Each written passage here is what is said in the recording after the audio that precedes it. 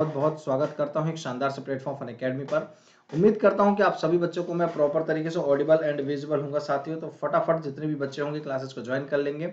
सो आप सभी बच्चे लोगों के लिए इंडिया के लार्जेस्ट लर्निंग प्लेटफॉर्म अवेलेबल है, जो कि अन अकेडमी और आपकी तैयारी एनटीयूजीसी नेट की बहुत ही बेहतरीन तरीके से करवा रहे हैं। आपको आप सभी बच्चों को परफेक्ट स्टडी पार्टनर होने वाला है। जो भी नेट की तैयारी कर रहे हैं, हर एक वेडनेसडे को नए बैचेस लॉन्च हो रहे हैं। कंप्लीट पेपर 1 और कंप्लीट पेपर 2 करवाया जा रहा है आपको रेगुलर बेसिस पे। आप सभी स्टूडेंट्स टॉप एजुकेटर्स से मिलकर आप कंप्लीट पेपर 1 और चाहे कॉमर्स हो, साथ ही साथ आपको पेपर 2 कॉमर्स हो, इंग्लिश हो, हिस्ट्री, हिंदी, एजुकेशन, ज्योग्राफी और साइंस के बच्चे हैं आप, या फिर सोशल साइंस के बच्चे हैं, मतलब किसी भी आप स्ट्रीम से हैं तो आप प्रिपेयर कर सकते हैं। साथियों, आप सभी बच्चों के लिए एक चीज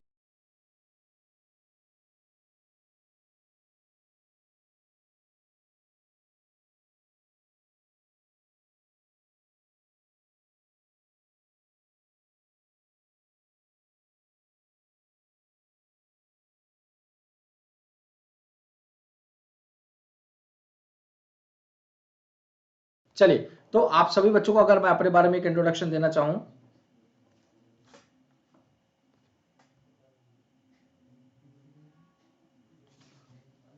अपने बारे में एक इंट्रोडक्शन देना चाहूँ तो मेरा नाम है अभिषेक शुक्ला। मैं आपको मोर देन 4 इयर्स के एक्सपीरियंस के साथ टीच कर रहा हूँ साथियों। यह मेरा कॉमर्स पेपर 2 है और कंप्लीट पेपर 1 आपको रेगुलर बेसिस पे करवा रहा हूँ। यह मेरा कोड है, आप इस कोड का इस्तेमाल करके अपना स्पेशल क्लास अनलॉक कर सकते हैं और फ्री ऑफ कॉस्ट तैयारी कर सकते हैं। और अगर आप पेड कोर्सेज खरीद रहे हैं तो भी आप लोगों के लिए बहुत ही बेहतरीन ऑफर्स हैं। ऑफर्स के साथ आप लोग परचेज कर सकते हैं।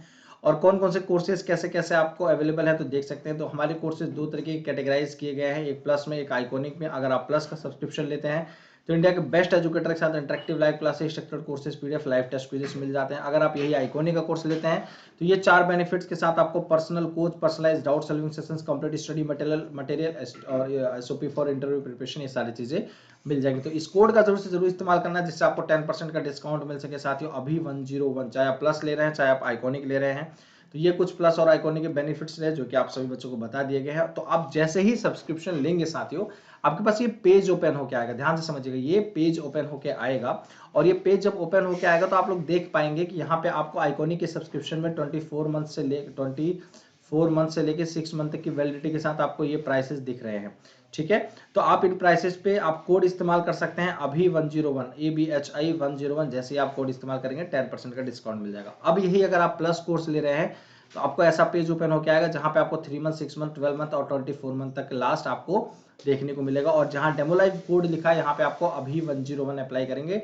और कितना परसेंट डिस्काउंट मिलेगा पता है आप लोगों को? इस समय कितना परसेंट मिलेगा? आपको मिलेगा 20% प्लस 10%। ठीक है, मतलब 30% तक मिल सकता है आपको। 20% का ऑफर चल रहा है और साथ ही साथ 10% का आपको 10% तक मिल सकता है। अप टू 10% आपको क्वाइंस के थ्रू मिल सकता है। ठीक है, अप टू 10%। चलिए, नेक्स्ट क्वेश्चन की बात करें तो हम सभी लोग देख सकते हैं कि आपके पास कुछ स्पेशल क्लासेस मेरी अवेलेबल हैं। आप सभी बच्चे लोग जाके देख सकते हैं। और जिन्होंने अभी तक फॉलो नहीं किया है, आपके पास रिकॉर्डेड क्लासेस है तो वो भी फॉलो कर लेंगे। कॉमर्स सब्जेक्ट के लिए आप सभी बच्चे और कंप्लीट पेपर 1 के लिए कुछ टॉप एजुकेटर्स आप सभी स्टूडेंट्स के लिए लेकर आ गए हैं। ये कुछ सब्जेक्ट्स जिन पर आपकी तैयारी करवाई जा रही है, तो बैचेस आप ज्वाइन कर सकते हैं। साथ ही आप लोगों को सबसे बेहतरीन चीज बताऊं कि आप लोगों के लिए अब लाइव मेंटरशिप प्रोग्राम भी लॉन्च कर दिया गया है, जो कि आप सभी लोग जहां पे आप अपने एजुकेटर से डायरेक्ट कांटेक्ट करके आप अपने डाउट्स को सॉल्व कर सकते हैं, एग्जाम की स्ट्रेटजी डिस्कस कर सकते हैं।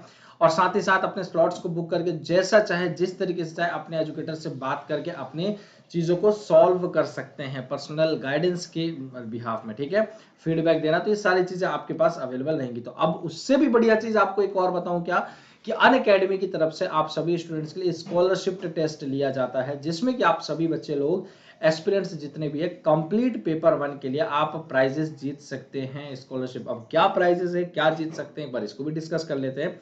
अगर आपका रैंक फर्स्ट आता है, टॉप रैंकर अगर आप बनते हैं, तो आपको एक लैपटॉप दिया जाएगा। साथ ही साथ आपको 100% स्कॉलरशिप दी जाएगी। 100% स्कॉलरशिप, समझ रहे हैं? एकदम बिल्कुल। पढ़ाई तो साथ में एजुकेटर से मिलेगी ही मिलेगी, साथ में आपको पढ़ाई करने के लिए लैपटॉप भी दिया जाएगा। भाई लो, पढ़ो, आप अच्छे से और अच्छे से पढ़ो, आप टॉप रैंकर है, अपने आप को और आगे बढ़ाइए। अब बात करते हैं, अगर सेकंड टू 2 से 5 के बीच में अगर कोई रैंकर आता है बच्चा, तो उसको टैबलेट दिया जाएगा और 75% स्कॉलरशिप उसको बिल्कुल मुफ्त मिलेगी, छात्रवृत्ति। ठीक है, 6 to 15 के अंदर आता है तो आप बच्चों को 5,000 का गिफ्ट वाउचर दिया जाएगा। और 50% स्कॉलरशिप दी जाएगी। ठीक है, अगर रैंक 16 to 50 के बीच में आपका आता है तो आपको 2500 का मतलब 2500 का गिफ्ट वाउचर दिया जाएगा और 25% की स्कॉलरशिप दी जाएगी। तो 51 से अगर 100 के बीच में आते हैं तो 25% तक की आपकी स्कॉलरशिप मिल जाएगी। तो यह कुछ बेनिफिट्स हैं जहां पे आप लोग जुड़ सकते हैं और एनरोल कर लीजिए। 19 Feb से स्टार्ट हो रहा है साथियों, बहुत बहुत बेहतरीन ऑफर चल रहा है, तो आप सभी लोग जुड़ सकते हैं। और आप सभी बच्चों को बताना चाहूँ 9 Feb से आपके ये कुछ बैचेस हैं जो कि आपके टॉप एजुकेटर्स के साथ लॉन्च हो चुके हैं कॉमर्स के लिए। और कॉमर्स में बोल रहा हूँ या कोई भी पेपर 2 बोल रहा हूँ तो समझिए पेपर 1 भी उसमें इंक्लूडेड है, मतलब पेपर 1 की भी तैयारी आपको करवाई जाएगी पूरी। जैसे यहाँ पे देख सकते हैं लेबर वेलफेयर हुआ, तो लेबर वेलफेयर के साथ आपको कंप्लीट पेपर 1 भी करवाया जा रहा है। तो पेपर 1 आपको करवाया जा रहा है, एक ही सब्सक्रिप्शन में पेपर 1 पेपर 2 का दोनों का ही एक्सेस मिल जाता है और अपनी तैयारी आप फुली तरीके से कर सकते हैं। मैनेजमेंट हुआ, इकोनॉमिक्स हुआ, कॉमर्स हुआ, कोई भी सब्जेक्ट हुआ। ठीक है, तो ये कुछ आप लोगों को बेनिफिट्स थे जैसे कि आप लोग देख सकते हैं। तो आप लोगों को और स्पेशल क्लासेस फीचर्स भी अवेलेबल है जहाँ की आप सभी लोग स्पेशल क्लासेस फीचर्स देख सकते हैं। आपको interactive live classes, structure courses, PDF, live test, quizzes दिए जाते हैं। ठीक है, आप लोगों को बताना चाहूँ मैं अगर आप स्पेशल क्लासेस देखते हैं तो स्पेशल क्लासेस के लिए आप सभी बच्चों को बिल्कुल फ्री ऑफ कॉस्ट क्लासेस होती है, बिल्कुल फ्री ऑफ कॉस्ट क्लासेस होती है। आपको लाइव टेस्ट क्विजेस प्रोवाइड किए जाते हैं, हर लर्नर्स के लिए पोल्स प्रोवाइड किया जाता है। क्लियर है, आप हर लर्नर्स के लिए क्या प्रोवाइड किया जाता है, पोल्स प्रोवाइड किया जाता है। और साथ ही साथ आप सभी बच्चे लोग देख सकते हैं, एक सेकेंड में आपको मैं स्लाइड दिखा दूं। मैं यहाँ पे जैसे कि देख सकते हैं आप लोगों को मैं दिखाना चाहूँ चलिए, तो जैसे कि आप लोगों को मैं बताना चाहूँ ये चलिए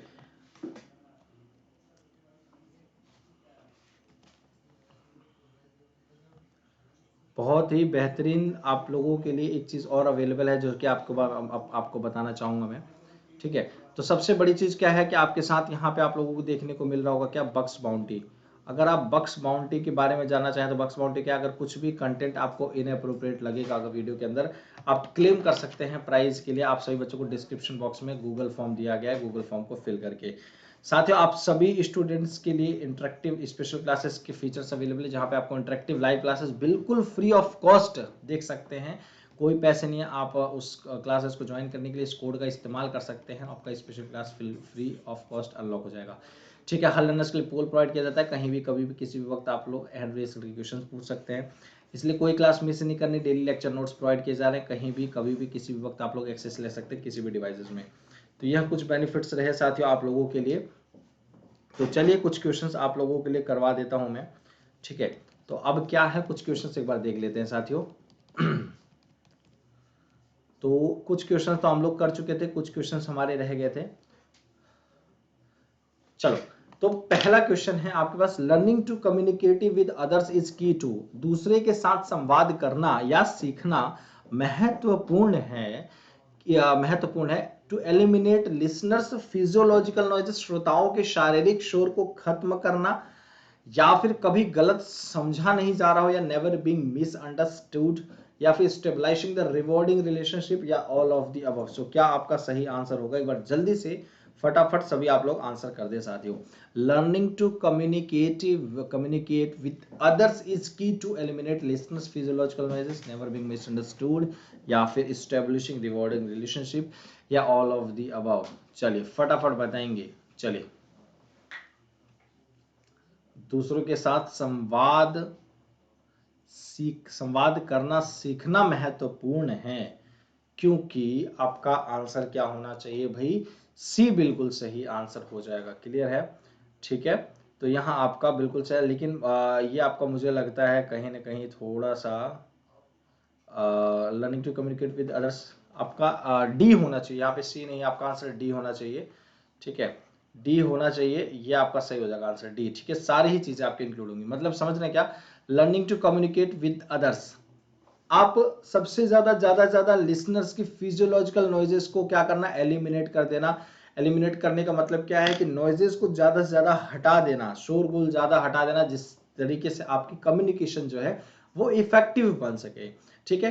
नेवर बीइंग मिसअंडरस्टूड, किसी भी प्रकार का अगर कुछ उनसे बातें कर रहे हैं या फिर जब आप बातें कर रहे होंगे तो कहीं ना कहीं आपको एक चीज देखने को मिलेगा कि कहीं कुछ वो गलत तो नहीं समझ गया मेरी बात को। तो अगर गलत तब समझेगा जब वहां पे कोई नॉइज हो रही होगी या फिर आपको जो बोल रहे होगे वो प्रॉपर तरीके से उनको सुनाई नहीं दिया होगा, है ना। तो क्या हुआ वहां पे कहीं ना कहीं मिसअंडरस्टैंडिंग ना हो जाए, ठीक है। तो नेवर बीइंग मिसअंडरस्टूड आपको ये सही आंसर हो जाएगा, ठीक है।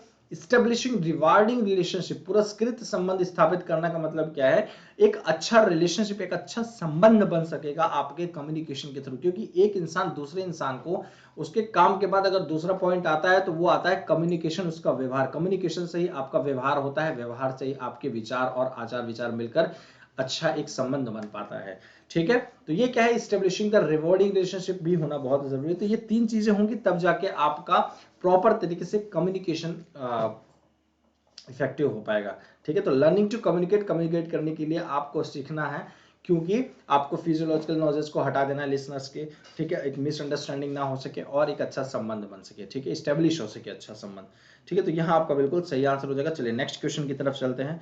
नेक्स्ट क्वेश्चन है क्या, during the communication process the message converted to a symbolic form called, संचार प्रक्रिया के दौरान संदेश में एक प्रतीकात्मक रूप में परिवर्तित हो गया है, जिसे क्या कहा जाता है, डिकोडिंग कहा जाता है, एनकोडिंग कहा जाता है, डेसिफ्रिंग कहा जाता है या फिर एक्सपेंडिंग कहा जाता है। तो आपका क्या सही आंसर होगा एक बार जल्दी से फटाफट बताएंगे। During the communication process the message I converted to a symbolic form called decoding, encoding, deciphering या फिर एक्सपेंडिंग। संचार प्रक्रिया के दौरान संदेश में एक प्रतीकात्मक रूप में, मैं यहाँ पे कुछ थोड़ा सा इशू हो गया है, जो मैं या फिर आई जो लिखा है कुछ यहाँ पे और होगा जिसकी वजह से ये आपको अलग लग रहा होगा, ठीक है। चलिए फटाफट बताएंगे, डिकोडिंग होगा, एनकोडिंग होगा, डेसिफरिंग होगा, एक्सपेंडिंग होगा। तो जल्दी से फटाफट आंसर करेंगे।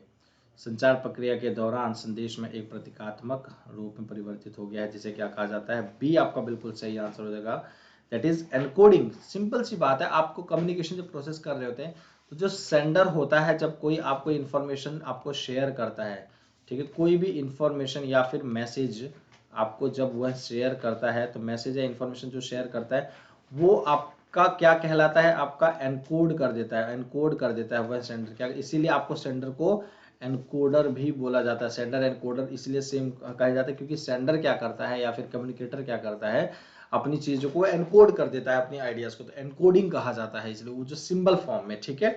चलिए नेक्स्ट क्वेश्चन की बात करते हैं, ठीक है। Once own description as a person is called self concept, self perception, self awareness या सेल्फ रिस्पेक्ट। अगर अपना ही कोई अगर कोई पर्सन डिस्क्राइब कर रहा है खुद को, तो what actually it is called, once own description, अपने मतलब ऐसा समझे कि अपने बारे में नहीं, तो मतलब ये समझे कुछ भी अपने कंसेप्ट के ऊपर या किसी भी चीज के ऊपर खुद से डिस्क्राइब कर रहे हो आप अगर, ठीक है, या खुद के बारे में डिस्क्राइब करो, तो what actually it is called, self concept कहलाता है वह, सेल्फ परसेप्शन कहलाता है, या सेल्फ अवेयरनेस या सेल्फ रिस्पेक्ट।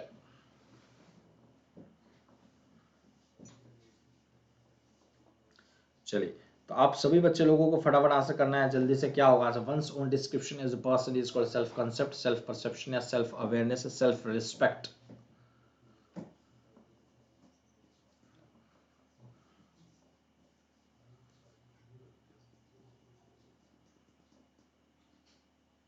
चलिए तो ए आपका बिल्कुल सही आंसर, अगर मैं उसको हिंदी के लिए टच करता तो आपका आंसर आ जाता, इसीलिए बस। तो A will be your right answer. आप सभी बच्चों से मैं उम्मीद करता हूँ आप लोग सभी सही आंसर दे रहे होंगे, सभी लोग आंसर्स कर रहे होंगे।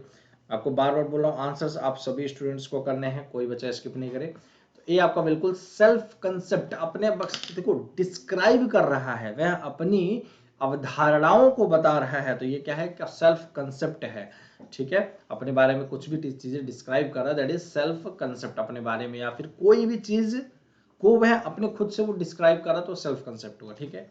चलिए नेक्स्ट क्वेश्चन है आपके बीच में, क्या, which of the following terms describes the communication between two people that involves sending and receiving of messages। बहुत इजी क्वेश्चन है ये, बहुत इजी क्वेश्चन है, बच्चे कंफ्यूज इतना ज्यादा इस क्वेश्चन में हो जाते हैं कि वह गलतियां कर देते हैं, ठीक है। चलिए तो निम्नलिखित में से कौन सा शब्द दो लोगों के बीच संचार का वर्णन करता है? ठीक है, डिस्क्राइब करता है। जो ऐसा कौन सा ऐसा शब्द लगता है जो डिस्क्राइब कर देता है दो लोगों के बीच के कम्युनिकेशन को, जिसमें संदेश भेजना या प्राप्त करना शामिल है। भेजना और प्राप्त करना दोनों ही शामिल है। ध्यान से समझिए, क्वेश्चन को जितनी बार पढ़ेंगे उतना ही अच्छी अंडरस्टैंडिंग हो पाएगी। आपका सेंडिंग करना और रिसीविंग करना दोनों ही चीजें इस गोले के अंदर इंक्लूड है। गोला मतलब क्या? आपका कम्युनिकेशन।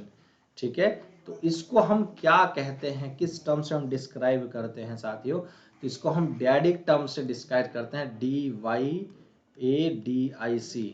ठीक है, क्लियर है? डिकोडिंग में मतलब हम सिर्फ ये कह देंगे भाई डिकोड किया मतलब क्या, रिसीवर ने कुछ बोला, तो यहाँ पे अभी एनकोडिंग नहीं हुआ।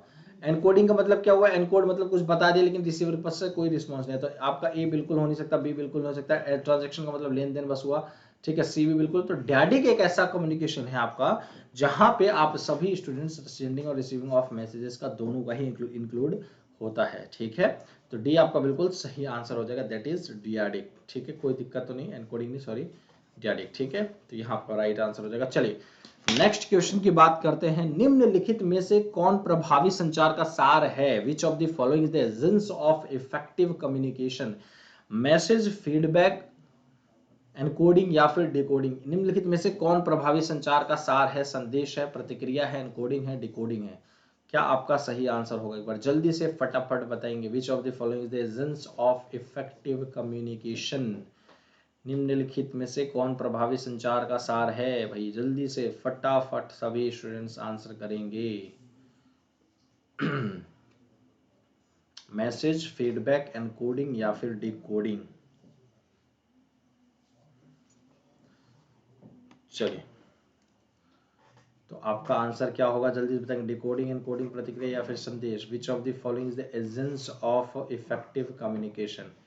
निम्नलिखित में से कौन प्रभावी संचार का सार है? मैसेज है या फीडबैक है?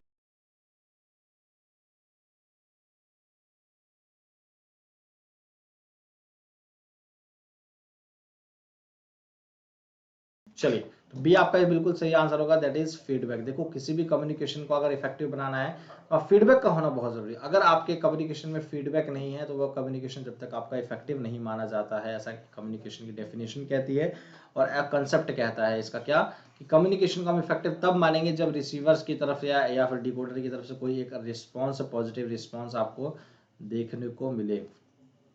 पॉजिटिव रिस्पांस देखने को लिए, जब तक पॉजिटिव रिस्पांस या किसी प्रकार का कोई रिस्पांस देखने को नहीं मिल रहा है तो हम फीडबैक उसको नहीं मानेंगे। चलिए नेक्स्ट क्वेश्चन। नेक्स्ट क्वेश्चन, जो लोग अपनी भावनाओं की स्पष्ट और खुली अभिव्यक्ति में संलग्न होते हैं उन्हें क्या माना जाता है? The people who engage in frank and open expression of their feelings are considered aggressive, rude, assertive या फिर इनकंसिडरेट?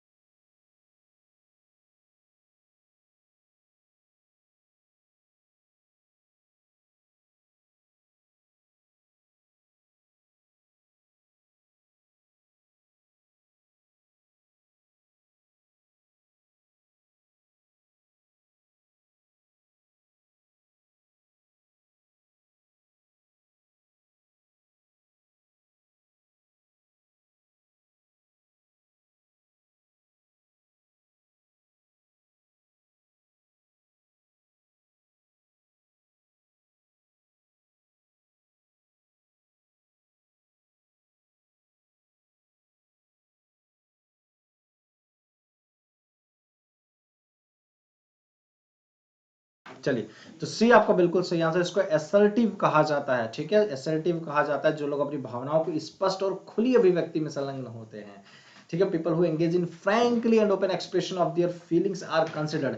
कोई भी अपनी चीजें अगर बता देता है ओपनली तरीके से, अपनी फीलिंग, परेशान है तो परेशानी बता, दुख है तो दुखी बता देता है, सुख है, खुश है, कभी कभी होता है ना, कहते हैं कि यार तेरे से ये भी बात नहीं मुझे, मतलब वो खुशी होकर बता ही देता है, मतलब छोड़ता नहीं है कि मतलब चलो हाँ यार ठीक है बता देते हैं, तो वो क्या कहलाता है, उसको असर्टिव टाइप ऑफ पर्सन बोला जाता है कि ठीक है। और ऐसे पर्सन होने चाहिए, ऑब्वियसली ऐसे ही पर्सन होने चाहिए। जब इंसान अपने फीलिंग्स को अपने अपने एक्सप्रेशन को सॉरी या फीलिंग्स को ओपनली तरीके से एक्सप्रेस कर देता है ना, तो वो उसको दुख है तो वो कम हो जाता है, सुख है तो वो और खुशी बढ़ जाती है।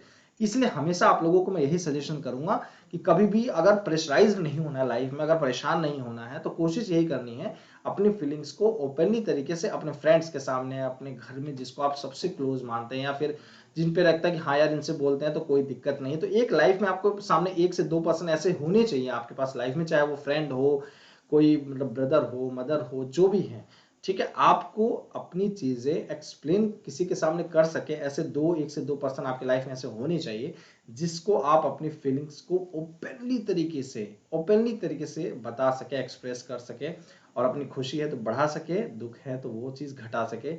और उम्मीद करते हैं और आशा करते हैं कभी किसी के जीवन में कोई दुख ना आए, परंतु अगर आपके जीवन में आ रहा है तो उसको सहने की क्षमता दे ऊपर ईश्वर। तो यही मैं मनोकामना करता हूं। तो चलिए आगे बढ़ते हैं इसी मनोकामना के साथ। चलिए नेक्स्ट क्वेश्चन क्या है, आप सभी लोगों के स्क्रीन पे देख पा रहे होंगे। A low context culture is one where, एक निम्न संदर्भ संस्कृति वहां है जहां द इंफॉर्मेशन इज अनस्पोकन, जहां बहुत जानकारी अस्पष्ट है। Most of the information is explicitly stated in a verbal message, अधिकांश जानकारी मौखिक संदेश में स्पष्ट रूप से बताई गई हो। या most of the information is apparent, या most of the information is non existence, या अधिकांश जानकारी मौखिक संदेश में स्पष्ट रूप बताई गई, या अधिकांश जानकारी स्पष्ट हो, या अधिकांश जानकारी मौजूद नहीं हो। तो क्या आपका आंसर सही होगा, एक बार जल्दी से फटाफट आंसर बताएंगे। चलिए, तो उस आंसर सभी स्टूडेंट्स को करना है, कोई बच्चा स्किप नहीं करेगा। चलिए चलिए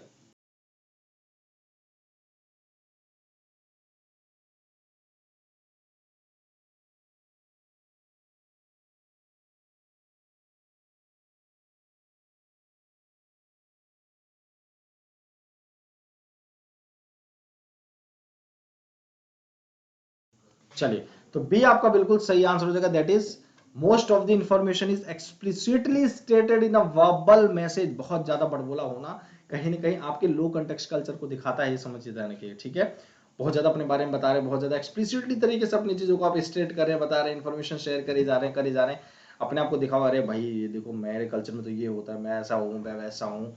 लो कल्चर कंटेक्स्ट का मतलब यही समझिए कि आप अपनी चीजों को बहुत एक्सप्लोर करके बताना की कोशिश कर रहे हैं। एक्सप्लोर मतलब क्या कि बढ़ा चढ़ा प्रोपेगेट कर रहे हैं बहुत ज्यादा।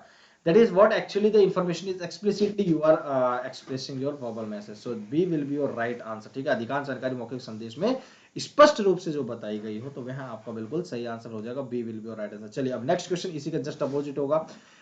एक उच्च संदर्भ संस्कृति वहां है जहां the high context culture is one where the much of the information is about the context the person, या much of the information is spoken या बोला गया हो, या most of the people use sign language, या फिर much of the information unspoken. So क्या आपका राइट आंसर होगा,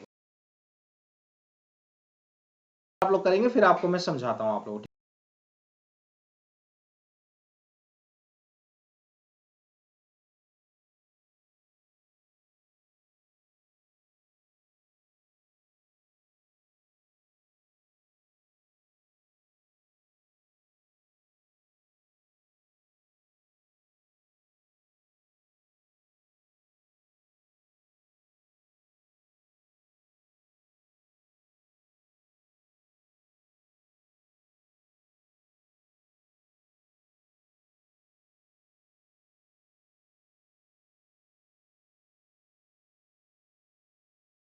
चलिए, तो डी आपका बिल्कुल, जैसे कि अभी जस्ट मैंने आपको बताया कि लो कंटेक्स्ट कल्चर वहां है जहां पे आपको यहां देखने को मिला, लो कंटेक्स्ट कल्चर जहां पे आप देख पा रहे होंगे कि चीजें बहुत ज्यादा एक्सप्लिसिटली तरीके से स्पोक किया जा रहा है, बोला जा रहा है।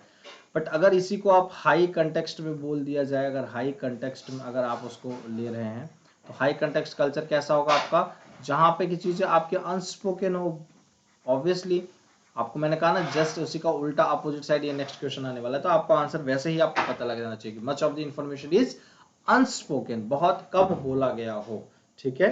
अधिकांश जानकारी अस्पष्ट हो। ठीक है, चलिए नेक्स्ट क्वेश्चन है आपके स्क्रीन पे, क्या है? व्यक्तियों द्वारा दूसरों के साथ संवाद करने के लिए उपयोग किए जाने वाली प्राथमिक चैनल जो है वो क्या है? The primary channels used by the individuals to communicate with others are known as radio and television, email, tone of voice, sight and sound.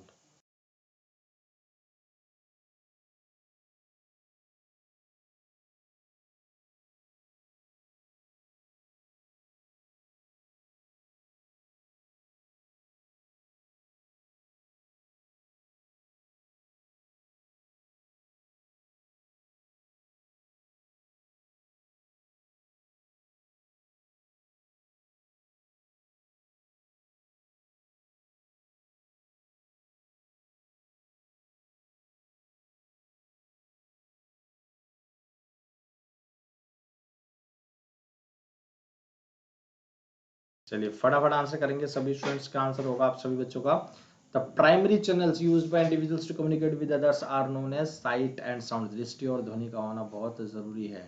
ठीक है, तो पहला चैनल जो यूज किया जाता है इंडिविजुअल्स के द्वारा कम्युनिकेट करने के लिए एक दूसरे के साथ, तो वो क्या है कि आप उसको देख सकें, आप उसको देख सकें और आप उसको उसकी ध्वनि या फिर आप उसको, ठीक है, सुन सकें। ठीक है, तो यहाँ आपका बिल्कुल सही आंसर हो जाएगा। चलिए नेक्स्ट क्वेश्चन की तरफ बढ़ते हैं। तो उम्मीद करता हूँ आपको ये क्वेश्चन समझ में आ गया होगा। कोई भी देखो बहुत हार्ड क्वेश्चन नहीं है, आप लोगों को एकदम जनरल क्वेश्चन है, आप लोग आंसर कर सकते हैं। अंडरस्टैंडिंग क्लियर होगी तो पेपर में कितना भी हार्ड पूछ लिया जाए आप लोग अंडरस्टैंडिंग के साथ क्लियर कर सकते हैं। चलिए नेक्स्ट क्वेश्चन क्या है कि encoding is important to, encoding महत्वपूर्ण होता है to increase the feedback, to eliminate the noise, या फिर to produce messages ensure decoding of a message. अब तो यार आप लोगों के लिए बड़ा अच्छा बेनिफिट मिल गया है क्या, कि अब मतलब कि आप लोग कोशिश कर सकते हैं कि आप लोगों को अब तो भाई जो यूपी वाले हैं बच्चे, उनको शायद कुछ ऐसा वादा हुआ था और शायद मिला भी हो सकता है, कुछ बच्चों तक मैंने सुना है पहुंच गया है। टैबलेट मिला था आप लोगों को आई थिंक। अब तो टैबलेट, यूपी वाले टैबलेट परचेज, अब परचेज भी नहीं करना पड़ेगा, अब तो अपनी पढ़ाई अच्छे से मतलब ऑनलाइन तरीके से पढ़ने में थोड़ा काफ़ी मतलब मदद मिल रही होगी कि टैबलेट के थ्रू स्क्रीन भी बड़ा मिल रहा होगा। आप क्वेश्चंस जो हैं बड़े, कभी कभी ऐसा होता है ना कि फ़ोन से हम पढ़ाई नहीं कर पाते हैं, मतलब कोशिश पूरी करते हैं, चलो मान लो आप पढ़ाई कर रहे हो, अचानक से कॉल ही आ गया किसी का, पूरा माइंड डाइवर्ट हो जाता है। अचानक से आप पढ़ाई कर रहे हो, अचानक से आपको मन के कह रहे यार एक मिनट अभी ये वीडियो देख लेता हूँ, फिर इसके बाद क्या पढ़ाई करूँ, एक मिनट बस और गेम खेल लेता हूँ, फिर इसके बाद पक्का मैं भी मतलब पढ़ने पड़ जाऊँगा। फिर 5 मिनट हो जाता है, फिर 10 मिनट। और मोबाइल एक ऐसी चीज़ आपके पास, एक ऐसा मतलब डिवाइस आ गया है कि जिसको आप कितना भी यूज कर लें आपको कम ही लगता है। ठीक है, तो सी आपका बिल्कुल सही answer, that is produce messages. Encoding is important to produce messages. Messages को तैयार करना ही आपका एनकोडिंग कहलाता है।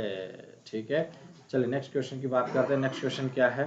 तो नेक्स्ट क्वेश्चन है which of the three components are parts of the human communication process. मानव संचार के 3 घटकों में से कौन से ये भाग हैं सॉरी।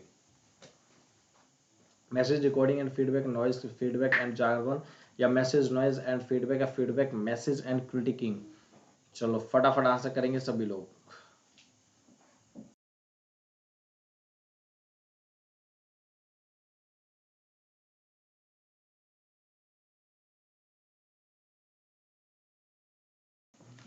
जनरल वालों को तो कुछ नहीं मिलता, बिल्कुल सही, सही कह रहे हैं भाई। चलो कोई नहीं। So which of the 3 components are parts of human communication process. चलिए फटाफट बताएंगे। मानव संचार प्रक्रिया के 3 घटक में से कौन सा भाग है? संदेश, रिकॉर्डिंग और प्रतिक्रिया, शोर प्रतिक्रिया और शब्द जाल। जार्गन, जार्गन को मतलब समझते हैं, आपको कोई अपने शब्दों में फंसा ले या फिर कुछ ऐसे टेक्निकल वर्ड्स, जो टेक्निकल वर्ड्स यूज करे। तो ये टेक्निकल जो वर्ड्स यूज किया जाता है, इसी वर्ड्स में तो लोग फंसते हैं। ठीक है, तो इसी को क्या बोलते हैं? जार्गन बोलते हैं। क्या बोलते हैं इसी को बच्चों? हम जार्गन बोलते हैं। ठीक है, जार्गन या जार्गन बोलते हैं। ठीक है, तो इसमें लोग फंस जाते हैं। टेक्निकल वर्ड्स में हो सकता है कि सबका ऐसा नहीं है ना कि सब भाई टेक्निकल वर्ड्स को समझ सके, वो हो सकता है उतना ही समझ सके, उस एरिया उस एनवायरमेंट के ही लोग समझ सके टेक्निकल वर्ड्स। ठीक है, तो आपका सी बिल्कुल सही आंसर हो जाएगा, that is message, noise and feedback. ठीक है, ह्यूमन कम्युनिकेशन प्रोसेस के अंदर यही चीजें आती हैं। ठीक है, पहला क्या होना चाहिए? मैसेज होना बहुत जरूरी है। ठीक है, नॉइज होना बहुत जरूरी है और फीडबैक का होना तो वाकई में सबसे ज्यादा जरूरी है, जब तक आपका कम्युनिकेशन माना ही नहीं जाएगा। ठीक है, चलिए नेक्स्ट क्वेश्चन की तरफ बढ़ते हैं, क्वेश्चन नंबर 22 की तरफ। सो 22 क्या है, वर्ड्स क्या होते हैं आपके, कोनोटेटिव होते हैं, सिंबल्स होते हैं, डिनोटिव होते हैं, अननेसेसरी होते हैं। शब्द क्या है, अर्थपूर्ण होते हैं, प्रतीक होते हैं, या फिर डिनोटिव होते हैं। अच्छा, डिनोटिव को डिनोटिव लिख दिया गया है, या अननेसेसरी होते हैं। फटाफट आंसर करेंगे, क्या आपका सही आंसर होगा। चलिए फटाफट आंसर करेंगे, क्या आप सभी बच्चों का आंसर होगा। चलिए भाई, what's are connotative symbols, denotive.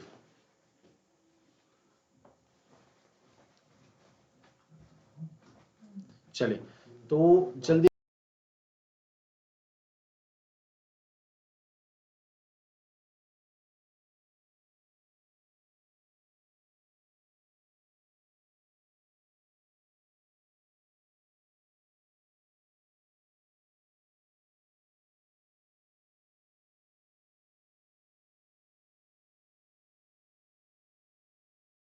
ठीक है, तो डी आपका बिल्कुल सही आंसर हो जाएगा, दैट इज अनावश्यक। ठीक है, शब्द वह हैं जो कि अननेसेसरी होते हैं। ठीक है, क्या होते हैं, अननेसेसरी होते हैं, लेकिन गलत है ये आंसर, बिल्कुल गलत है, अनावश्यक नहीं होगा। ठीक है, डी आपका बिल्कुल गलत है यह आंसर। ठीक है, अच्छा एक सेकेंड, एक सेकेंड,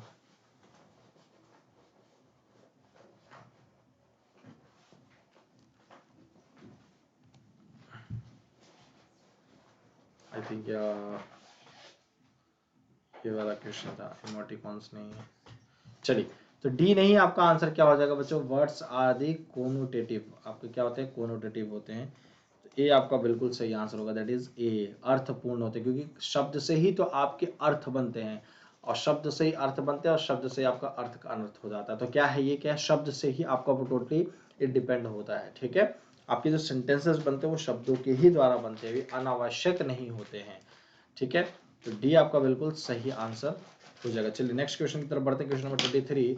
तो क्या है, इमोटिकॉन्स क्या है, इमोशनल कॉन्फ्रेंस है, स्पेशली एक्सप्रेसिव बॉडीली गेस्टर्स या इमोशनल क्वेरीज है, types symbols expressions that communicate facial. Emoticons क्या है, भावनात्मक सम्मेलन है, विशेष रूप से अभिव्यंजक शारीरिक हाव भाव है, या भावनात्मक प्रश्न है, या टाइप किए गए प्रतीकों के भाव जो चेहरे का संचार करते हैं, चेहरे का संचार करते हैं। चलिए फटाफट आंसर करेंगे जल्दी से, क्या आंसर होगा। चलिए, इमोटिकॉन्स आप लोग सबसे ज्यादा बहुत ज्यादा यूज भी करते हैं, आप लोगों को पता हो, बहुत ज्यादा यूज भी करते हैं आप लोग। अब तो इस जमाने में क्या है, इसी पे पूरा डिपेंड है, इमोटिकॉन्स ही, if you are communicating at that time. ठीक है, तो इसी पे पूरे तरीके से डिपेंड है कि टाइप किए गए पत्रिकों के भाव को चेहरे से संचार करते हैं। ठीक है, तो यहाँ आपके होता है typed symbol expressions that communicate facial. आप कोई भी चीज टाइप करते हैं, साथ में उसके जब कोई इमोजी लगा देते हैं, उसी को इमोटिकॉन्स कहा जाता है। ध्यान से समझिए, जब मान लीजिए आप क्राई कर रहे हैं, मान लीजिए आप रो रहे हैं, वीपिंग कर रहे हैं, तो आप लिखेंगे साथ में ये आंसू आंसू वाले ऐसे ऐसे ऐसे ऐसे ऐसे होता है ना, वो रोने वाला, ऐसे ऐसे आप साथ में भेज देंगे। ठीक है, 4-5 भेजेंगे, तो जिससे सामने वाला जो है ये इस इमोजी के थ्रू, अब आपका वो क्राई वाला वो नहीं देखेगा कि क्या लिखा आपने, वो इस इमोजी के थ्रू आपका समझेगा कि you are actually crying, otherwise you are feeling to be having a cry, आप रोने का आपको ऐसा लग रहा फील कर रहे हो, तो ये कहीं ना कहीं कुछ ना कुछ आपको इसका मतलब होता है। तो इमोटिकॉन्स आपका बिल्कुल सही आंसर हो जाएगा। चलिए नेक्स्ट क्वेश्चन क्या है, क्वेश्चन नंबर 24। क्वेश्चन नंबर 24 है, संचार प्रक्रिया में टू एनकोड का अर्थ क्या है।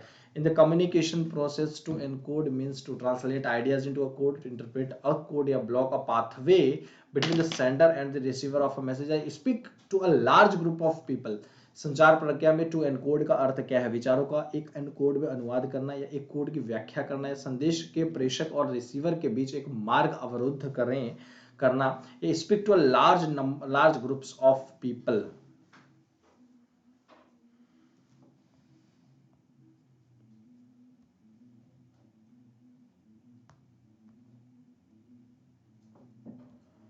चलिए फटाफट आंसर करेंगे सभी स्टूडेंट्स। चलिए क्या होगा जल्दी से, ओनली 12 सेकंड्स बचे हुए in the communication process to encode means to translate ideas into code, interpret a code, block a pathway between the sender and the receiver, speak to a large group of people. चलिए तो question number A, question number 24 का answer क्या हो जाएगा, ए idea को code के अंदर बदलना, ठीक है, translate ideas into a code, ठीक है, क्लियर हो जाएगा आप सभी बच्चों को, कोई दिक्कत तो नहीं है। In the communication process to encode का मतलब यह होता है कि अपने आइडिया को या अपने मैसेज को, अपनी इंफॉर्मेशन को, अपने कंसेप्ट को किसी कोड में बदल देना, दैट इज कॉल्ड एनकोड या एनकोडिंग, ठीक है, which is done by whom, sender, और you can say encoder also, ठीक है, एनकोडर कहा जाता है भी इनको, ठीक है। चलिए नेक्स्ट क्वेश्चन की तरफ बढ़ते हैं, क्वेश्चन नंबर 25 की तरफ। तो 25th क्वेश्चन क्या है, a person is more likely to use eye contact while listening uninterested begin interested in communication या स्पीकिंग या इंटरप्रेटिंग। एक व्यक्ति के आंखों के संपर्क का उपयोग करने की अधिक संभावना है जबकि वह सुन रहा हो, या वो uninterested begin the interested in communication, संचार में रुचि रखने वाले अनिच्छुक सौम्य हो, या फिर जब वह बोल रहा हो, या फिर जब वो इंटरप्रेट किसी चीज की व्याख्या कर रहा हो, ठीक है। तो क्या आपका सही आंसर होगा, person is more likely to use eye contact while. तो जल्दी से फटाफट आंसर करेंगे, वाइल क्या होना चाहिए, जल्दी से फटाफट आंसर करेंगे। A person is more likely to use eye contact while listening uninterested benign या इंटरेस्टेड इन कम्युनिकेशन या स्पीकिंग इंटरप्रेटिंग। एक व्यक्ति के आंखों के संपर्क का उपयोग करने की अधिक संभावना है, या जबकि, बताएंगे, फटाफट आंसर करेंगे क्या होगा। सो ए आपका बिल्कुल सही आंसर, जब आप सुन रहे हो, ठीक है, समझ रहे, जब आप is more likely to use eye contact, जब आप चीजों को सुन रहे होते हैं तो बहुत आई कांटेक्ट कोशिश करते हैं, ठीक है, क्योंकि सामने वाले को देखते हैं वो कितना कॉन्फिडेंस है, मतलब उसके अंदर कितना कॉन्फिडेंस है चीजों को बोलने का, या फिर वो कितना सही बोल रहा है, कितना गलत बोल रहा है, वो कहीं ना कहीं होता है कि आंखों के ही मतलब इशारे से पता लगा पाते हैं कि आप सामने वाला कितना सही और कितना सच और मतलब कितना कॉन्फिडेंस से बोल रहा है, क्योंकि कॉन्फिडेंस होना बहुत जरूरी है, ठीक है। तो लिसनिंग आपका बिल्कुल सही आंसर हो जाएगा, 25th का A will be your right answer. चलिए नेक्स्ट क्वेश्चन की तरफ बढ़ते हैं, क्वेश्चन नंबर 26। एक प्रतिक्रिया क्या है, फीडबैक का मतलब क्या होता है, situation in which the sender and the receiver exchange information, या confined to the verbal form of communication, या confined to the written form of communication, या नन ऑफ द अबव। एक प्रतिक्रिया का मतलब क्या है, प्रतिक्रिया क्या है ये, जल्दी से फटाफट बताएंगे।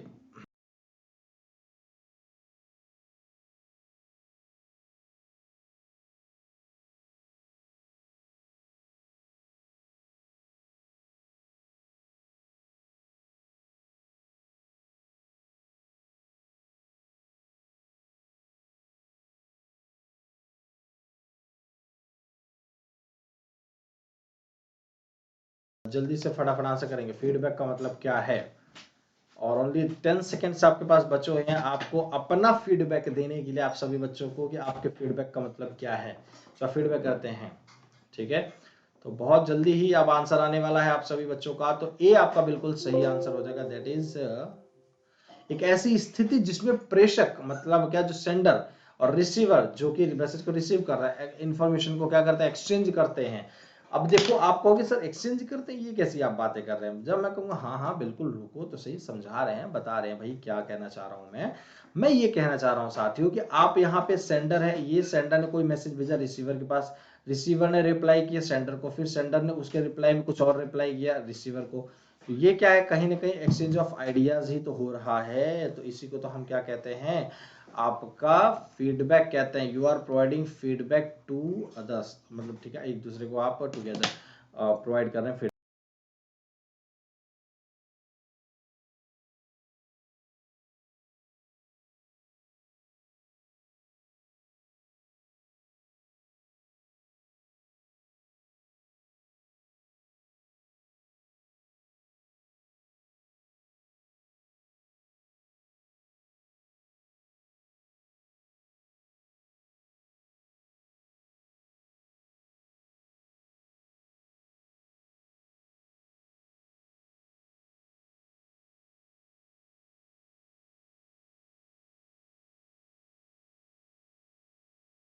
चलिए तो आपका आंसर क्या हो जाएगा, ए आपका बिल्कुल सही आंसर। मतलब क्या सेंडर और रिसीवर के बीच में कहीं ना कहीं रिसीवर का कोई ना कोई फीडबैक दे रहा है, सेंडर का भी सेंडर रिसीवर का फीडबैक दे रहा है। तो इसका मतलब क्या हुआ एक्चुअली कि आप चीजों को यह देख पा रहे हैं कि आपका जो सेंडर है या फिर जो रिसीवर है एक दूसरे से इंफॉर्मेशन एक्सचेंज कर रहे हैं। तो ये क्या हुआ, आपका फीडबैक कहलाता है। इसी को हम क्या बोलते हैं, फीडबैक बोलते हैं।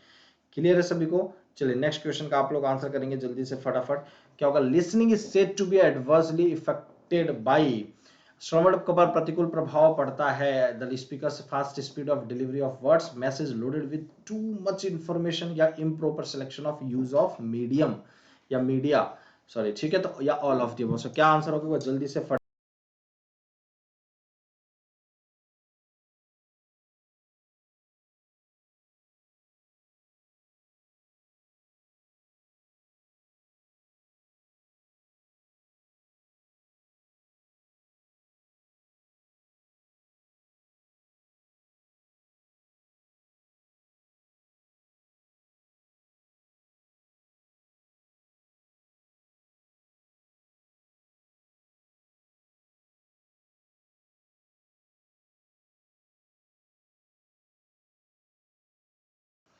चलिए, तो आपका आंसर क्या हो जाएगा साथियों, डी आपका बिल्कुल सही आंसर हो जाएगा। क्या कि जैसे कि आप अगर सुनाई का मतलब लिसनिंग का अगर प्रोसेस चल रहा है और लिसनिंग प्रोसेस के अंदर या फिर कम्युनिकेशन छोड़िए ना, लिसनिंग छोड़िए, कम्युनिकेशन के अंदर लिसनिंग आपका प्रोसेस आ जाता है, तो लिसनिंग क्या अच्छा हो पाएगा अगर बहुत स्पीड में मैं आपको कोई भी चीज समझा रहा हूँ, बहुत स्पीड में कोई चीज समझा रहा हूँ, मतलब इतने स्पीड में समझा रहा हूँ कि मुझे खुद नहीं समझा रहा कि मैं अभी इसके पहले क्या बोला था, इतने स्पीड में मैं समझा। बोलते ना कि अभी कोई कोई इतना स्पीड में बोल देता है, वो फिर उससे पूछते हैं आपने क्या बोला, आपको कुछ समझ में आया, बोल देते हैं उसको। तो क्या है, जब हम बहुत स्पीड में बोलते हैं, क्या ये सही है, तो कहीं ना कहीं एडवर्सली इफेक्ट होता है, प्रतिकूल, अनुकूल नहीं, प्रतिकूल इफेक्ट करता है एक लिसनर को अगर आप बहुत फास्टली चीजों को बोलते हैं। एक लिसनर को बहुत ज्यादा इफेक्ट करता है अगर आप बहुत ज्यादा इंफॉर्मेटिव किसी चीज को बहुत बहुत डीप में समझाने की कोशिश करने लग रहे थे, या फिर किसी इंफॉर्मेशन जो आप एक लाइन में बहुत अच्छे से वो समझ सकता है और आप समझा सकते हैं और जिसको बहुत इंफॉर्मेटिव बनाकर आप चीजों को समझा रहे हो, या फिर आप एक गलत सिलेक्शन किया है, आपने इम्प्रॉपर मीडिया यूज किया है अपनी चीजों को बताने का, तो कहीं ना कहीं आपका मतलब कि वह लिसनर अफेक्ट होगा और वह आपको सुनने के लिए थोड़ा सा दूर रहने की कोशिश करेगा, और दूर रहना ही आपका कहना इनइफेक्टिव हो जाएगा कम्युनिकेशन, तो आपका कम्युनिकेशन अच्छा नहीं हो पाएगा जिसकी वजह से आपकी चीजें उनको तक पहुंच नहीं पाएगी। तो all of the about D आपका बिल्कुल सही आंसर हो जाएगा। उम्मीद करता हूं ये आपको समझ में आ गया होगा। ठीक है, चलिए क्वेश्चन नंबर 28 की तरफ चलते हैं। क्या है क्वेश्चन नंबर 28, निम्नलिखित में से कौन सा शब्द फीडबैक से निकटता से संबंधित है, which of the following terms is closely related to the feedback, brainstorming, heuristic या साइबरनेटिक्स, या फिर नन ऑफ द अबव भी है इसके अंदर। ठीक है, और एक चीज और आपको बता दो, हमेशा ये मत समझा करें आप लोग कि भाई कहीं नन ऑफ द अबव आ गया answer, none of the above आ गया तो ये none of the above answer हो ही नहीं सकता, नन ऑफ द अबव। ठीक है, तो ऐसा मत समझे कि none of the above answer कहें तो नन, भाई कहीं के नन, अब इसका मतलब ये भी मत समझ लीजिएगा कि इसका answer none of the above है। ठीक है, तो आंसर सोच समझ के, कभी भी तुक्के में ना बोले, तुक्के में वही आंसर कीजिए जहां पे आपको बिल्कुल नहीं पता है, बिल्कुल भी नहीं पता है, तो वहां पे अगर नेगेटिव मार्किंग है तो तुक्का लगा दीजिए, सॉरी मत लगाइए। अगर नेगेटिव मार्किंग है तो फिर भाई नेगेटिव मार्किंग है तो मत लगाइए, और अगर है नेगेटिव मार्किंग तो मत लगाइए, और अगर नहीं है तो आप लगा सकते हैं, तुक्का मार सकते हैं भाई, तब भी नंबर नहीं मिलेगा छोड़ दोगे, और अगर गलत कर दे क्या पता वो सही चला जाए। ठीक है, तो क्या पता वह सही चला जाए, तो सी आपका बिल्कुल सही आंसर होगा, दैट इज साइबरनेटिक्स। ठीक है, क्लियर है, साइबरनेटिक्स आपका बिल्कुल आंसर सही हो जाएगा। फीडबैक से रिलेटेड ये होता है। ठीक है, सबसे ज्यादा फीडबैक से रिलेटेड होता है कि आपको चीजों को बहुत डीपली तरीके से और बहुत क्लोजली तरीके से कम्युनिकेटर से रिलेट करके वह बता सकता है, तो ये आपका साइबरनेटिक्स हुआ इस प्रोसेस को। चलिए नेक्स्ट क्वेश्चन है, प्रतिक्रिया का एक श्रोता की होती है, feedback is a listener's verbal critique of your messages, acceptance of a message, या verbal और non verbal responses to a message, या aversion to a message। देखो इसी क्वेश्चन को आप लोगों को मैं बताऊं 2 से 3 तरीके से पूछा जाता है, आप मैं सीरियसली बता रहा हूं, आप लोगों ने देखा होगा ये क्वेश्चन एक से नहीं बल्कि 2 से 3 तरीके से यह क्वेश्चन पूछा जा सकता है आपके कम्युनिकेटर्स के एग्जामिनर्स के द्वारा। और उसी में बच्चे हो जाते हैं कंफ्यूज, और जहां बच्चे हो जाते हैं कंफ्यूज वहां पे फिर परेशान होते हैं और फिर कहते हैं अरे यार इसका आंसर पढ़ा तो था लेकिन कहीं स्किप हो रहा है, कहीं माइंड में आ नहीं रहा है। तो क्या है, कहीं ना कहीं आप सच में फिर परेशान हो जाते हैं कि यार ये कहीं ना कहीं मेरे से गलती हो रहा है, इस चीज का मतलब कहीं ना कहीं इशू हो रहा है। तो इसलिए मैं कहता हूं आप लोग क्वेश्चन को बहुत डीपली तरीके से अंडरस्टैंड कीजिए, समझिए, तब आंसर कीजिए, ठीक है।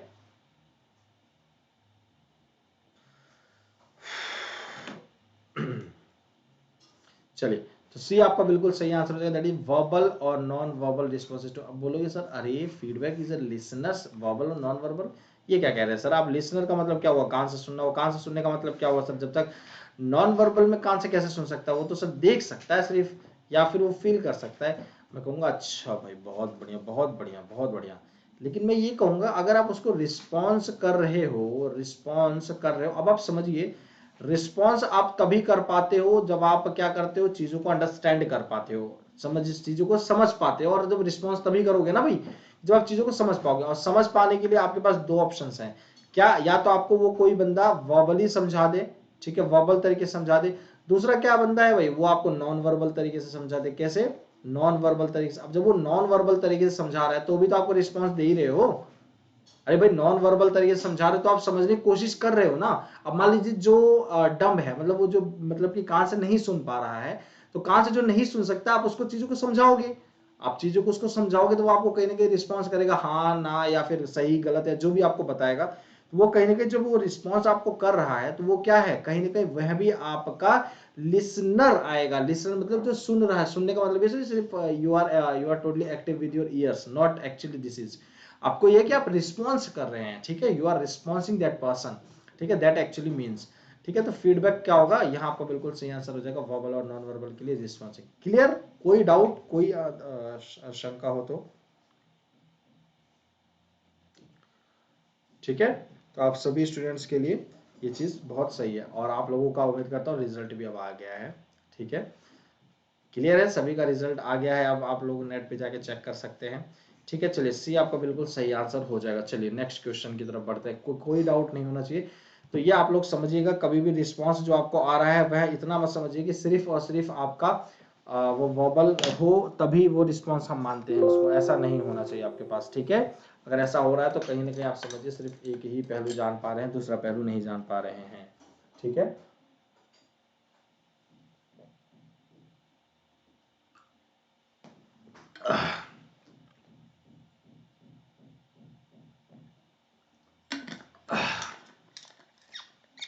चलिए तो फटाफट आंसर करेंगे क्या। When we try to organize details in our minds that we are seeking to, जब हम अपने दिमाग में विवरणों को व्यवस्थित करने का प्रयास करते हैं तो हम क्या चाहते हैं, produce new ideas in our mind, process complex and categorize it, या कैटेगराइज डिफिकल्ट एंड इंफॉर्मेशन, या फिर process simple information and then categorize. जब हम अपने दिमाग में विवरणों को व्यवस्थित करने का प्रयास करते हैं, चीजों को बहुत सिस्टमेटिक करने का परेशान करते हैं, प्रयास करते हैं, कोशिश करते हैं, तो हम क्या कर रहे होते हैं, कॉम्प्लेक्स चीजों को कैटेगराइज करते हैं। समझिएगा ध्यान से कि process complex and then categorize, ये दो चीजें हैं, दो वर्ड हैं, प्रोसेस कॉम्प्लेक्स एंड कैटेगराइज। आप कोई भी चीज, आपको टास्क दिया जा रहा है, उस टास्क को आपको पूरा करना है एक सिस्टमेटिक मैनर में, एक सिस्टमेटिक मैनर में आपको अगर वो पूरा करना है तो सिस्टमेटिक मैनर में पूरा करने के लिए आप चीजों पहले उसको क्या करोगे, देखोगे, तुरंत एक्शन नहीं लेते। जब कोई तुरंत एक्शन लेता है ना तो फिर उस पर हमेशा ध्यान रखिए गलत हो जाता है। तो कोशिश आपको ये करनी है कि भाई चीजों को आपको प्रोसेस करना है, ठीक है, प्रोसेस करना है। अब जब प्रोसेस करेंगे तो आप, प्रोसेस का मतलब क्या हुआ, उसको आप वर्किंग में लेके आ रहे हैं, उसको हम देख रहे हैं, हम उसको आप एनालाइज कर रहे हैं। और जब एनालाइज करते हैं साथियों, तब आप सभी स्टूडेंट्स को कहीं ना कहीं उसकी कठिनाइयां, मतलब क्या कॉम्प्लेक्स और आपको इजी, कॉम्प्लेक्सिटी और आपका इजीनेस, मतलब क्या कितना वो कॉम्प्लेक्स है कितना वो इजी है, वह आपको पता लग पाता है। कौन कौन सी स्टेप पे कौन कौन सी चीजें आपके लिए कॉम्प्लेक्स है और कौन कौन सी चीजें कहाँ कहाँ पर आपको इजी पड़ता है, मतलब कि कॉम्प्लेक्सिटी और इजीनेस आपको तब पता लग पाता है जब आप कोई भी चीजें आप प्रोसेस में लेके आते हैं, तब आप उसको कैटेगराइज कर पाते हो, भाई हाँ ये कॉम्प्लेक्स है तब ये इजी है। तो हमेशा ध्यान रखिए कि कभी भी आप कोई भी चीज ऑर्गेनाइज या कर रहे हो अपने डिटेल से, कभी भी इंफॉर्मेशन अपनी चीज समझाने का प्रयास कर रहे हो, बताने का प्रयास कर रहे हो, या फिर सिस्टमेटिक मैनर में उसको मतलब अरेंज करने का प्रयास करो, तो चीजों को आप पहले प्रोसेस करो। तभी तो आप, जब तक आप प्रोसेस नहीं करेंगे भाई, तो आप कैसे समझ पाएंगे कि ये क्या हार्ड है क्या आसान है। आप पेपर में जा रहे हैं क्वेश्चन देने, आप कैसे बता पाएंगे पेपर बहुत हार्ड आया था या पेपर बहुत आसान आया था। आप कैसे क्वेश्चन को डिवाइड कर पाएंगे कि भाई ये पेपर, ये क्वेश्चन हार्ड है, ये क्वेश्चन इजी है, कैसे? जब आप प्रोसेस मतलब देखेंगे पूरा पेपर, जब आपने पढ़ा होगा तब तो आपको पता लगेगा कि ये पेपर हार्ड है आसान है। वरना पेपर को सिर्फ हार्ड हार्ड बता दोगे या पेपर को बोलोगे बहुत इजी है, जब कोई बोलेगा यार पेपर तो बड़ा हार्ड आया था, है ना, और आप बोलो नहीं यार बहुत इजी आया था, तो ये क्या है, कहीं ना कहीं या तो उसने नहीं पढ़ा या तो कहीं आपने बहुत ज्यादा पढ़ लिया। ठीक है, तो दोनों का अंतर यहाँ आपको समझना पड़ेगा, तब जाकर चीजें आपको बहुत अच्छे से क्लियर हो पाएंगी। ठीक है, तो चलिए नेक्स्ट क्वेश्चन की तरफ बढ़ते हैं। Question number 31, to decode a message is to, किसी संदेश को डिकोड करना क्या है? Evaluate a message, translate ideas into a code, या रिजेक्ट अ मैसेज, या इंटरप्रेट अ मैसेज। किसी संदेश को डिकोड करना क्या है? एक संदेश का मूल्यांकन करें, विचारों का कोड में अनुवाद करें, या एक संदेश को अस्वीकार करें, या एक संदेश की व्याख्या करें। To decode a message is to evaluate a message, to translate ideas into a code, या reject a message, या interpret a message।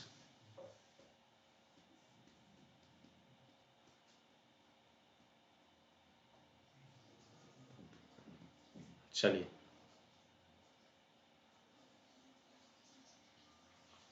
फटाफट आंसर करेंगे, क्या आपका आंसर होगा? To decode a message is to, किसी संदेश को डिकोड करने का मतलब क्या है, डिकोड करना क्या है? इवेल्युएट मैसेज, तो डी आपका बिल्कुल सही आंसर हो जाएगा, that is interpret a message, एक संदेश की व्याख्या करना। डी आपका बिल्कुल सही आंसर हो जाएगा। ठीक है, एक संदेश की व्याख्या करना आपका क्या कहलाएगा? To interpretation of a message.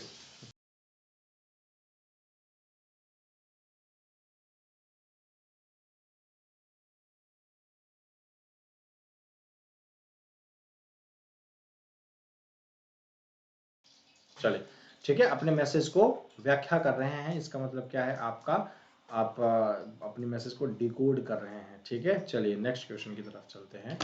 Next question क्या, एक संदेश एक संकेत है जो कि रूप में कार्य करता है, किसके रूप में? A message is a signal that serves as a stimuli for a sender, stimuli for a receiver, stimuli for a mass audience, और या फिर noise reduction information and then easy pieces of, शोर को कमी की जानकारी और फिर उसको आसान टुकड़ी में उसको डिस्ट्रीब्यूट कर देना। ठीक है, तो क्या आपका सही आंसर होगा? एक बार जल्दी से फटाफट आंसर करेंगे। चलिए, a mass a message is a signal that serves as a stimuli for a sender, stimuli for a receiver, a stimuli for a mass audience, या फिर noise reduction information and then carry easy pieces of audience। तो फटाफट answer करेंगे आप सभी बच्चों की।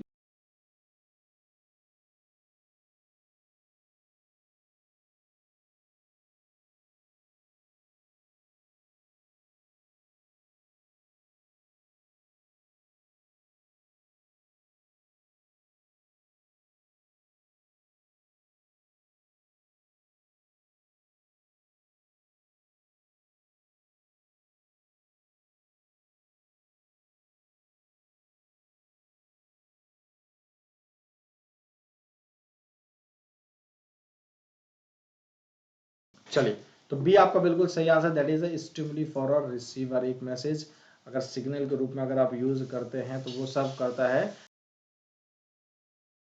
Receiver के लिए वह यूज किया जाता है। क्लियर है आपका? तो बी आपका बिल्कुल सही आंसर हो जाएगा। चलिए नेक्स्ट क्वेश्चन है, किसी शब्द की वस्तुनिष्ठ परिभाषा इसकी क्या है? वह उसकी इनडायरेक्ट मीनिंग है। The objective definition of a word of its connotative meaning, indirect meaning, denotative meaning, या फिर डायरेक्ट मीनिंग। ठीक है, जल्दी बताएंगे। किसी शब्द की वस्तुनिष्ठ जो परिभाषा है वह उसकी क्या होती है? अप्रत्यक्ष अर्थ होता है, सांकेतिक अर्थ होता है, सांकेतिक मतलब डिनोटिव, कॉनोटेटिव, एक तरीके से हिंदी में ऐसे बोलो अर्थपूर्ण अर्थ होता है, यहाँ बोल सकते हैं आप। ठीक है, या फिर प्रत्यक्ष अर्थ होता है। क्या आपका आंसर होगा? जल्दी से फटाफट आंसर करेंगे साथियों। चलिए, the objective definition of a word is it's, किसी शब्द की वस्तुनिष्ठ परिभाषा इसकी क्या है? अप्रत्यक्ष अर्थ है, सांकेतिक अर्थ है, सांकेतिक अर्थ, या फिर सिर्फ प्रत्यक्ष अर्थ। चलिए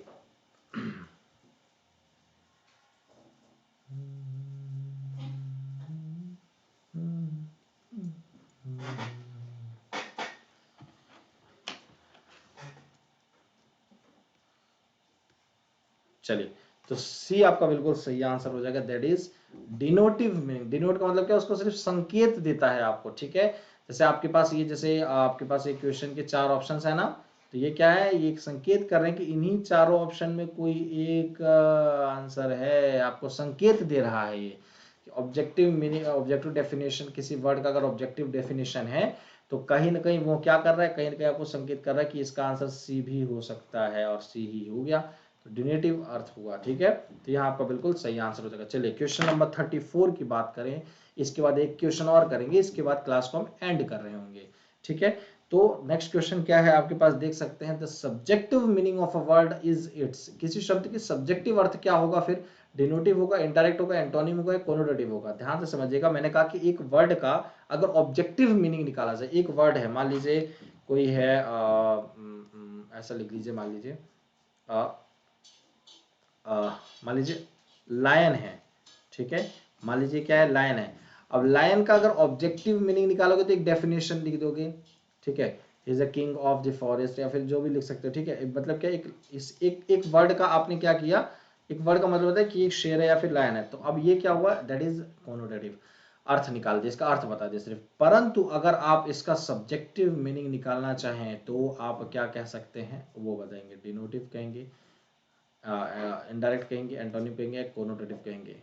चलिए, तो आपको साथ ही मैं बता दूं, आप कहोगे कोनोटेटिव। कोनोटेटिव का मतलब क्या होता है, अर्थपूर्ण, मतलब क्या, उसको आप डिस्क्राइब कर रहे होगे। अगर इसी लायन के बारे में आपको डिस्क्राइब करना हुआ, जैसे कि मान लीजिए कि, मान लीजिए आपको पीएम हुआ, प्राइम मिनिस्टर, अगर पूछेंगे पीएम का मतलब क्या होता है, तो आप बोलोगे प्रधानमंत्री। ज्यादा ज्यादा उससे उससे ज्यादा अगर पूछ ले तो आप कहोगे भाई कि ये एक देश का आपका सबसे सर्वोपरि होता है, ठीक है, ये होगा, अध्यक्ष होता है देश का। अब आप ये कह सकते हो कि मतलब या सरकार के आपका अध्यक्ष होता है। अब दूसरी चीज क्या कर सकते हो, अगर पीएम के बारे में अगर कोनोटेटिव के फॉर्म में बताना हुआ तो पीएम के बारे में बताओगे सबसे पहला पीएम कौन था, ठीक है, पीएम कैसे बनते हैं, क्या इसका प्रोसेस है, मतलब एक वर्ड से ही आपने पूरा उसका सब्जेक्ट फॉर्म बता दिया है, सब्जेक्टिव फॉर्म में बता दिया। तो वही आपका बिल्कुल वो बिल्कुल आपको कहीं ना कहीं आपको सिस्टम आपको समझ में आने लगेगा कि आपका ये सब्जेक्टिव फॉर्म में बन गया। तो डी आपका बिल्कुल सही आंसर हो जाएगा, ठीक है जी, बिल्कुल एकदम आपका इसी के बिहाफ पे होता है, आपका हर एक बुक से कंप्लीटेड चीजें आपकी होंगी, और साथ ही साथ आपको हर एक चीज कंप्लीट करवाया जाएगा, चाहे आपके प्रीवियस ईयर के क्वेश्चन हुए, चाहे आपके एमसीक्यूज हुए, सब कुछ कंप्लीट करवाया जाएगा। चलिए लास्ट क्वेश्चन है, but not least, last but not least, which of the following explains feedback. निम्नलिखित में से कौन प्रतिक्रिया की व्याख्या करता है, non verbal communication only, environmental noise, या फिर verbal and non verbal receiver responses, या वर्बल कम्युनिकेशन ओनली। निम्नलिखित में से कौन प्रतिक्रिया की व्याख्या करता है, गैर मौखिक संचार, केवल पर्यावरण शोर, या मौखिक और गैर मौखिक रिसीवर प्रतिक्रियाएं, या केवल मौखिक संचार। लास्ट क्वेश्चन है, ओनली आपके पास 20 सेकंड्स बचे हुए हैं, तो फटाफट आंसर करेंगे, क्या आपका आंसर सही होगा। चलिए मेरी झलक सरफी, देखो हमेशा मस्त होकर पढ़ाई किया करिए आप लोग, एंटरटेन होकर एकदम बढ़िया से, ठीक है, ऐसा नहीं प्रेशराइज होकर पढ़ाई करना है, ठीक है। चलिए, तो सी आपका बिल्कुल सही आंसर हो जाएगा कि आपके फीडबैक एक्सप्लेन किए जाते हैं आपके वर्बल्स के द्वारा, वर्बल कम्युनिकेशन के द्वारा, और नॉन वर्बल कम्युनिकेशन मतलब क्या, वर्बल कम्युनिकेशन के अंदर जो रिसीवर है, अगर उसकी तरफ से कोई रिस्पॉन्स आ रहा है तो भी आपका फीडबैक के अंदर आता है, अगर नॉन वर्बली कोई रिस्पॉन्स आ रहा है आपका, वह भी आपके फीडबैक अंदर ही आता है। कोई चीज मैं आपको इशारे में समझाऊं, उस तरीके के जो आप फीडबैक प्रोवाइड कर रहे हो, ऐसे मैं बोलूं, तो ये क्या है, कहीं ना कहीं आपको वर्बली पूछ रहा हूं, आप ठीक हैं, तो आप कह रहे हो हाँ मैं ठीक हूं, तो इट मीन्स क्या, आप रिस्पॉन्स दे रहे हो मुझे वर्बली, नॉन वर्बली तरीके से, ठीक है।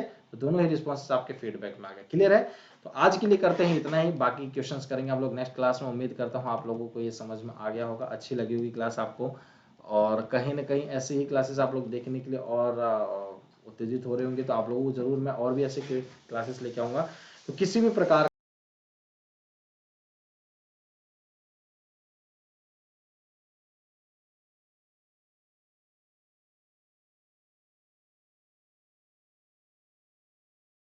किसी प्रकार का कोई भी क्वेश्चन अगर आपके स्क्रीन पे आता है आप पूछ सकते हैं, कोई भी प्रकार, चाहे वो सब्जेक्ट से रिलेटेड हो, चाहे वो कंसेप्ट से रिलेटेड हो, चाहे वो टाइमिंग से रिलेटेड हो, या कोई अपना एडवाइस या कोई भी कुछ भी आप लोग अपने तरफ से देना चाहें तो आप लोग दे सकते हैं। तो मुझे लगता है कि मैंने आप सभी बच्चों को पूरी चीज़ों को समझाने का, बताने का बहुत डीप में प्रयास किया है और आपको समझाने में सफल भी हो पाया हूँ। आपको क्लास पसंद आई होगी और आपको वीडियो के नीचे लाइक शेयर का ऑप्शन जरूर है, तो वो भी आप लोग जरूर करें, जिससे हमें भी थोड़ा मोटिवेशन मिलता है कि चलो ठीक है भाई, आपके एक लाइक से हमें एक लाइक से आपको मोटिवेशन मिल जाता है। ठीक है, तो इस कोड का भी जरूर से जरूर इस्तेमाल करना है आपको डिस्काउंट के लिए। अभी 101 ABHI 101 अच्छा खासा ऑफर चल रहा है, आप लोग ऑफर यूज कर सकते हैं। ठीक है, और आप लोगों को बता दूं, जब भी आप लोग सब्सक्रिप्शन लेंगे, चाहे आइकॉनिक चाहे प्लस, आप लोगों के लिए ऑफर ये है कि आप सभी स्टूडेंट्स